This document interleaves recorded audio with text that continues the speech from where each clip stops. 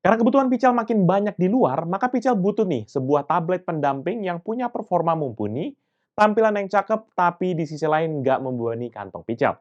Dan pilihan Pical jatuh kepada salah satu tablet dari Xiaomi yang Pical akan bahas kali ini. Seperti apa detailnya? Let's check it out!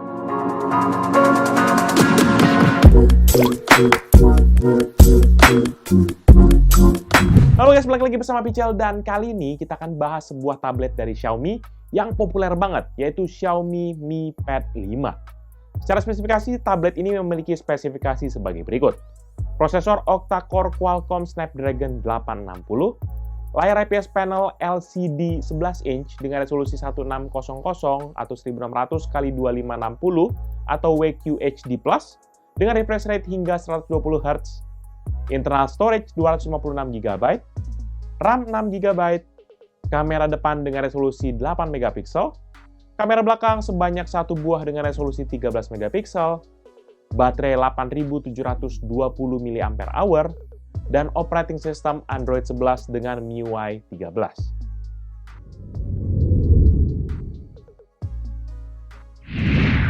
Pertama kali dari tampilan kotak yang lagi-lagi ini tuh hadir dengan tampilan polos dan juga tanpa ada yang terlalu menarik lah. Kotaknya ini dibuat dari bahan karton dengan dominasi warna putih yang tebal dan juga protektif terhadap isi dari paketnya.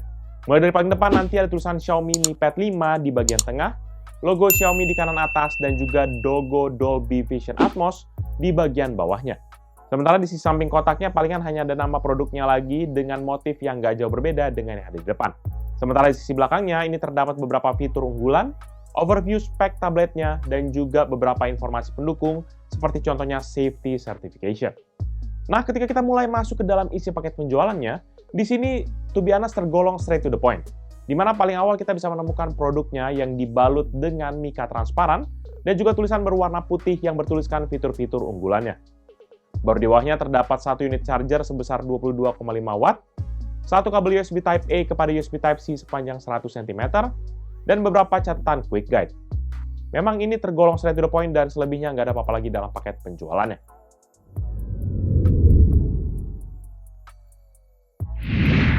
Karena kotaknya nggak terlalu menarik, maka kita langsung aja ke bagian desain, di mana secara garis besar tablet ini tuh hadir dengan bentuk yang premium dan juga tergolong besar.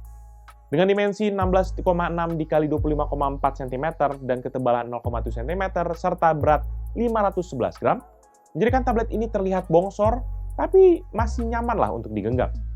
Namun bisa jadi di beberapa orang ini akan kegedean sih, apalagi yang punya tangan agak kecil. Sementara untuk bahan pendukung tablet ini sih sebenarnya nggak ada yang terlalu canggih-canggih amat. Ini dimana ini mempergunakan bahan aluminium untuk chassisnya, dan juga bahan plastik untuk bagian penopang belakangnya. Untuk unit yang Pical review kali ini sih sebenarnya belakangnya mempergunakan warna putih pearl. Tapi mungkin buat kita yang suka gelap, ada juga sebenarnya varian yang warna cosmic gray. Untuk yang putih pearl ini tuh bener-bener buat bagian belakangnya tuh jadi jauh elegan banget sih. Berasa kayak tablet premium. Dan nanti di dalam menemani sisi belakangnya, kita bisa menemukan akan satu unit kamera beserta dengan LED light-nya, serta logo Xiaomi di bagian sisi kiri bawah. Sementara kalau untuk sisi depan tablet, ini tergolong polos banget, nggak ada yang aneh-aneh di sini. Hanya ada kamera depan di bagian atas tablet, dan selebihnya palingan hanya ada dominasi layar aja. Bahkan branding Xiaomi pun nggak bisa kita temukan di bagian depan sini. Dan kalau kita beralih ke sisi tabletnya, mulai dari sisi kiri nanti terdapat 3 pin magnetik untuk aksesoris keyboard. Di sisi kanan terdapat tombol volume up dan juga volume down. Di sisi atas terdapat 2 buah speaker di kiri dan juga kanan, dan juga satu lubang mikrofon serta tombol power. Sementara kalau di sisi bawah terdapat lagi 2 buah speaker di kiri dan kanan, satu lubang mikrofon, dan juga satu port USB Type-C. Di sini sih yang paling menarik sebenarnya perhatian Pical tuh adalah hadirnya 4 buah speaker tadi yang di atas dan juga di bawah tablet. Namun di sisi lain yang disayangkan adalah tidak hadirnya port 3,5 mm audio out buat pemakaian headset kabel ataupun kita colokin kepada speaker kita.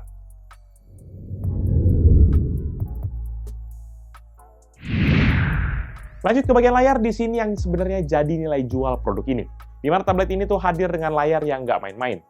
Mempergunakan panel IPS glossy finish berukuran 11 inci, Xiaomi pun melengkapi layarnya dengan resolusi WQHD+, atau 1600 x 2560 dengan aspek rasio 16:10, sehingga tingkat kerapatan layarnya menjadi 275 ppi. Sementara di refresh rate-nya, tablet ini juga sudah dilengkapi dengan refresh rate hingga 120 Hz. Refresh rate ini nanti sebenarnya bisa kita adjust ya teman-teman di bagian setting.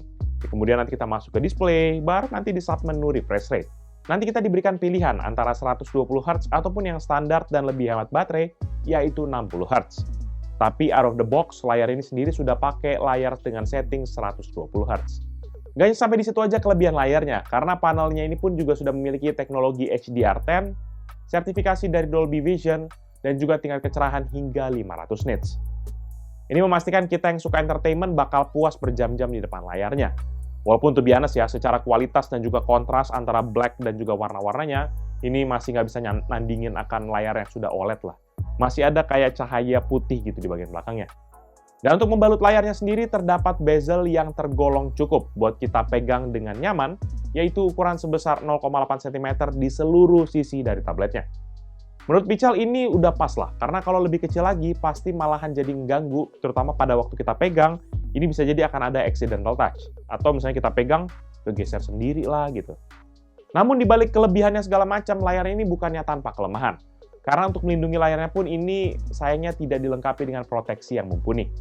Nggak ada tuh semacam-macam gorila-gorilaan di layarnya ini.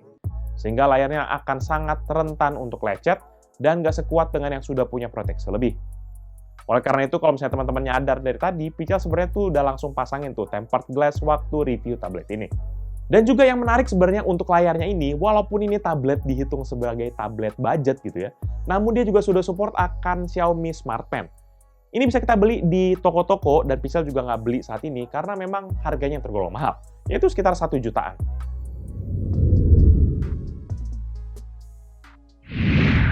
Nah, belajar dari pengalaman review handphone terakhir, biasanya kan untuk budget level, kalau ada bagian menonjol seperti kayak layar tadi, maka pasti ada bagian yang dipotong juga.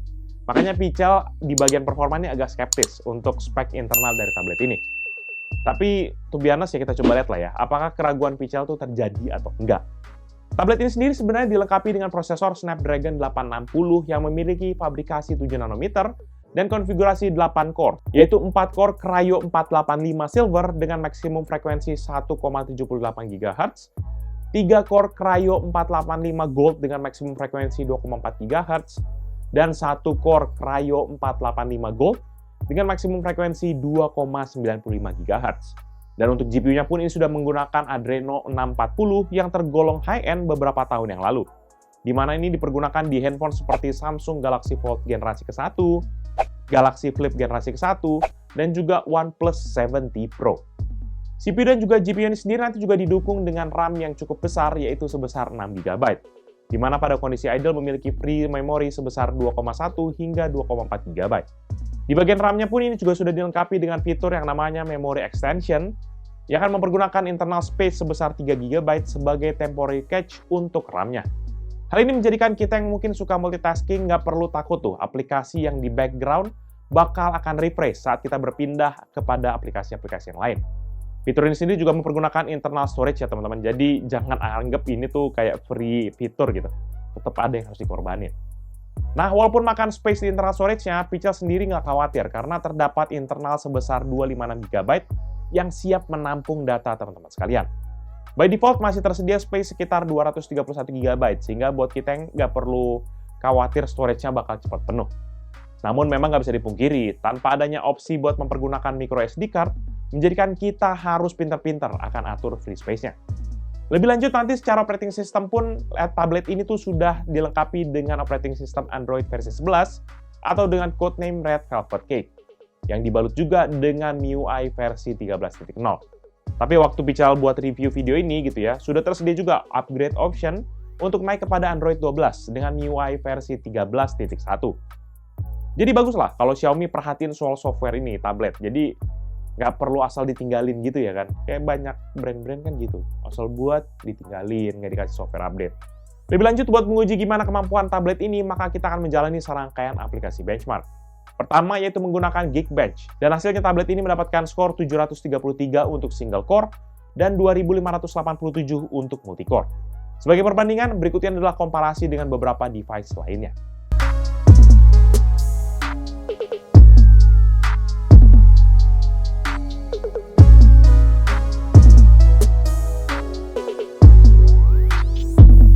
Kedua, kita mempergunakan Antutu Benchmark versi 9.4.4. Dan hasilnya tablet ini mendapatkan skor sebesar 580.498 dengan komposisi CPU 148744, GPU 200.277, memori 99.407, dan UX 132.070 poin.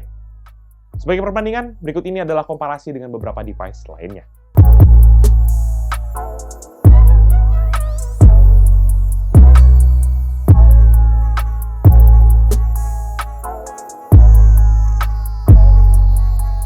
Ketiga, mempergunakan aplikasi PCMark dengan pengetesan Work 3.0 Performance.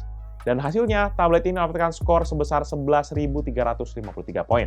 Sebagai perbandingan, berikut ini adalah komparasi dengan beberapa device lainnya.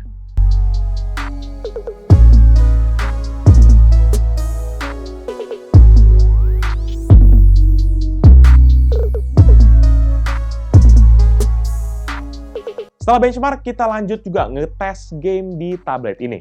Pertama, waktu mainin Genshin Impact, maka secara default game ini bisa dijalankan dengan setting medium. Awal-awal game sih masih ada lag lah ya pas pertama kali masuk dalam sesi permainan. Tapi seiring dengan berjalannya waktu, itu tuh jadi makin lancar. Walaupun dengan dampak layar yang besar ini menjadikan resolusinya kayak kelihatan kurang tajam banget sih menurut Pichel.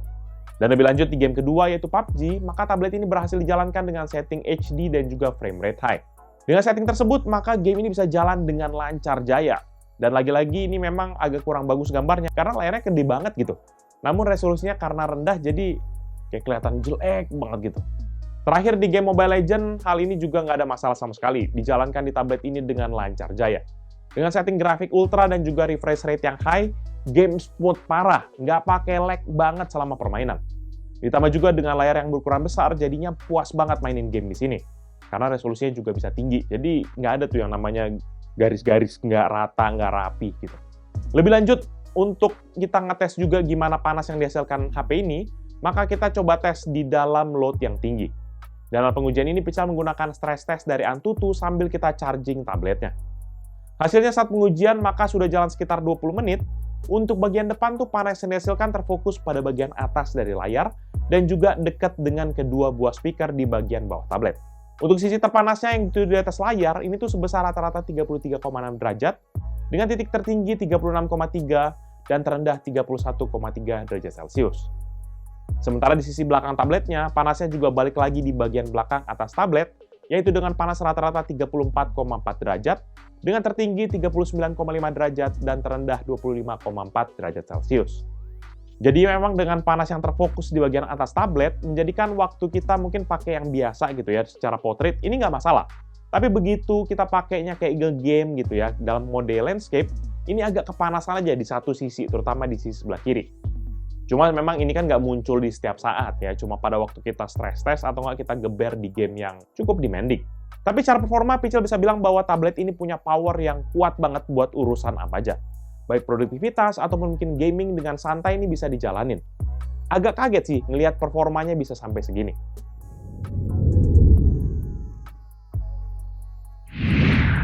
Nah, di bagian multimedia di sini juga yang jadi kekuatan dari tablet ini, baik di bagian audio ataupun di bagian kamera. Pertama, untuk audio, tablet ini sendiri seperti di bagian desain sudah dilengkapi dengan quad speaker yang mantapnya dilengkapi juga dengan teknologi dari Dolby Atmos dan juga support akan high resolution audio dan juga high resolution audio wireless. Kalau misalnya teman-teman tanya gimana kualitasnya, wah, kita bisa bilang super banget. Suaranya imersif banget, bahkan nonton video sendiri berasa menggelegar banget dari sisi kiri dan juga kanan dari tablet. Nah, kombinasi dengan layar yang tadi yang sudah support akan Dolby Vision, bikin kita nonton Netflix tuh jadi bakal jauh lebih puas. Lebih lanjut, waktu kita tes audionya mempergunakan lagu seperti biasa, maka dalam volume maksimum, tablet ini dapat menghasilkan suara rata-rata 87,2 desibel dengan maksimum hingga 95,2 desibel. Buat teman-teman yang penasaran, berikutnya adalah contoh suara dari tablet Xiaomi Mi Pad 5 saat dengar lagu dan juga waktu main game. Check this out.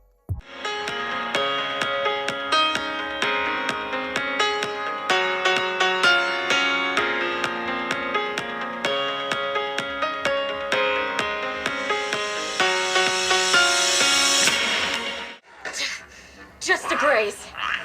Grant us your blessing.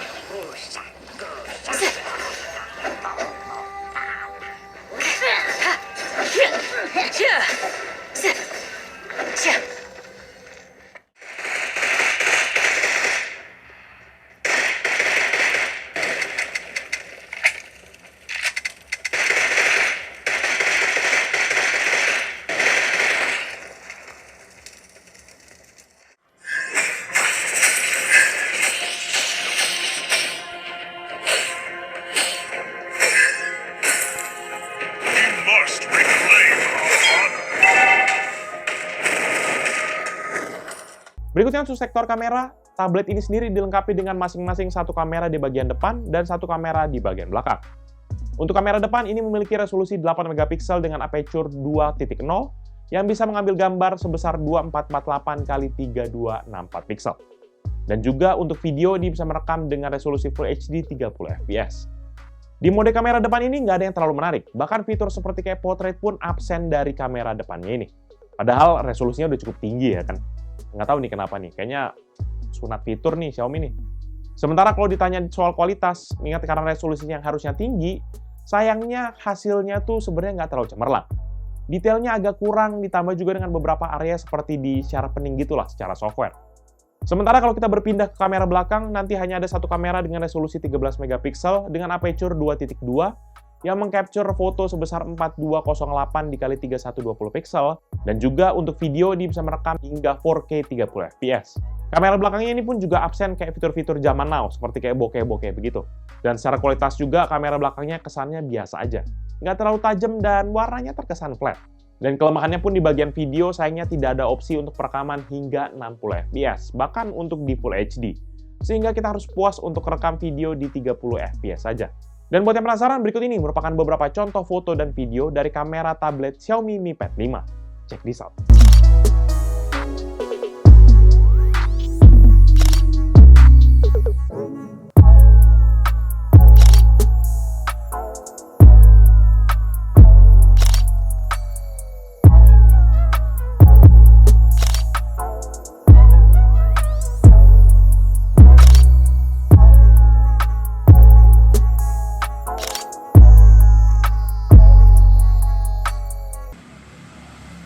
Jadi ini dia adalah hasil video dari kamera tablet Xiaomi Mi Pad 5. Ini dalam resolusi 4K 30 fps dan Pichel nggak pakai setting apa-apa. Ini kelihatan hasilnya ya memang agak kurang tajam ya. Kalau teman-teman lihat daun-daunannya agak kurang tajam, kayak agak ngeblur, agak terlalu soft. Dan memang noise juga masih berasa. Ini kondisinya memang awannya agak mendung-mendung gini nih. Ya tuh teman-teman bisa lihat. Kayak mendung-mendung. Dan kemudian kita akan coba switch ke kamera depan setelah ini. Dan inilah hasil kamera depannya, dimana quite surprisingly bagus, cerah ya, walaupun memang tuh kelihatannya soft banget dan gimana ya, jadi kayak mukanya tuh kayak agak-agak ada kayak di softennya gitu loh. Tapi noise tetap masih berasa, tuh teman-teman bisa lihat kurang tajam ya, jadi kayak kurang sharpnya, kayak agak kurang lah. Tapi muka jadi kayak kesannya glowing loh, padahal asli jauh. Dan Pichel baru nyadar bahwa ini nggak ada buat fitur ubah lagi misalnya video gini, kamera ke depan, kamera belakang gitu. Suatu hal yang ya kayaknya HP 1 jutaan bisa, ini malah nggak bisa. Sedih saja. Oke, thank you.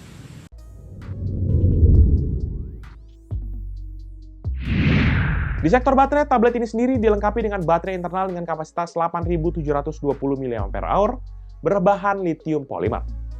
Secara website sih, Xiaomi mengklaim durasi yang fantastis sebenarnya untuk tablet ini, yaitu bisa bertahan lebih dari 5 hari untuk memutar musik, 16 jam untuk nonton video, dan 10 jam lebih untuk bermain game.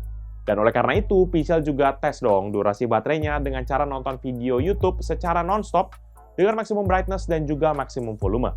Hasilnya, tablet ini hanya dapat bertahan selama 8 jam 18 menit dalam pengetesan ini.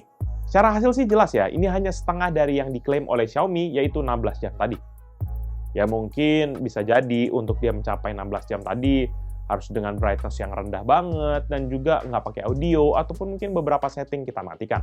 Tapi to be honest, Pichel jelas kecewa dengan hasil yang jauh dari klaimnya ini. Sementara untuk pengisian baterainya, kita bisa mempergunakan charger bawaan yang memiliki 4 output daya, yaitu yang paling rendah adalah 5 volt 3 ampere, atau total daya 15 watt, dan yang paling tinggi hingga 10 watt 2,25 ampere atau total daya 22,5 watt. Sebenarnya secara kemampuan sih tabletnya ini tuh bisa di-charge hingga daya 33 watt. Tapi karena bawaannya hanya 22,5 watt, maka pengujian chargingnya kita pakai yang bawaannya aja. Dan dalam pengisian dayanya dari kosong hingga penuh, dan dalam kondisi tablet sedang hidup, maka durasi yang dibutuhkan adalah 2 jam 14 menit.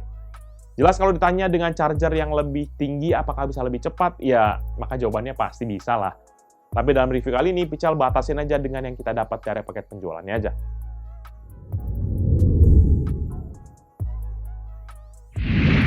Nah, untuk sektor terakhir ini, disinilah yang jadi hambatan buat tablet ini. Di mana Xiaomi Mi Pad 5 hadir dengan varian yang tanpa seluler. Sehingga opsi jaringan yang ada tuh hanyalah untuk connect kepada Wi-Fi yang support 802.11ac dan juga dual frekuensi, yaitu 2,4 dan juga 5 GHz. Seperti biasa layaknya HP ataupun tablet dari Xiaomi lainnya, maka tablet ini juga sudah dilengkapi dengan indikator untuk menandakan frekuensi yang 2,4 atau yang 5 GHz. Sementara untuk fitur jaringan lainnya, tablet ini palingan hanya ada Bluetooth versi 5.0 dan selebihnya nggak ada fitur yang aneh-aneh ataupun kayak yang advance lah di tablet ini. Fitur seperti NFC absen di tablet ini. Dan bahkan pixel test untuk HDMI output pun juga nggak disupport di tablet ini via port Type-C-nya. Jadi minim banget lah urusan konektivitasnya ini. Overall, menurut tablet pribadi Pichel, Xiaomi Mi Pad 5 merupakan salah satu tablet terlarisnya Xiaomi saat ini.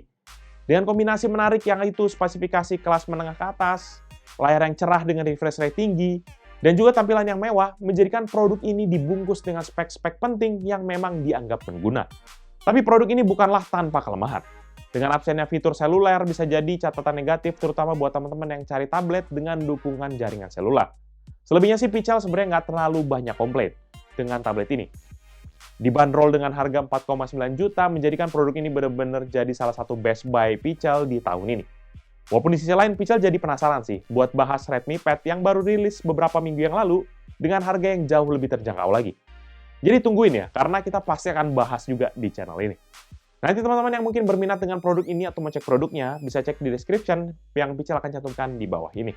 Dan kalau teman-teman suka dengan video ini, bisa like dan share, plus kunjungi juga sosial media kita seperti Facebook, Twitter, Instagram, TikTok, Hello, dan website kita, yaitu pichelmediagroup.com. Dan jangan lupa juga untuk kunjungi YouTube channel kita yang bahas soal game, yaitu Pichel Main Game, di mana Pichel baru bahas tuh konsol 300 ribuan yang top Marco Top, atau mungkin buat teman-teman yang penasaran tentang cerita dari belakang dari Pichel, di mana Pichel baru aja camping ke Batu Malang, bisa kunjungi channel baru kita yaitu PMG Fams atau klik link di atas sini. Jadi itu dia video channel kali ini. Thank you guys for watching. Until the next video. Bye-bye. Aku penasaran sih, Redmi Pad bakal kayak gimana ya? Prosesornya sih mungkin pasti nggak akan sekencang ini, cuma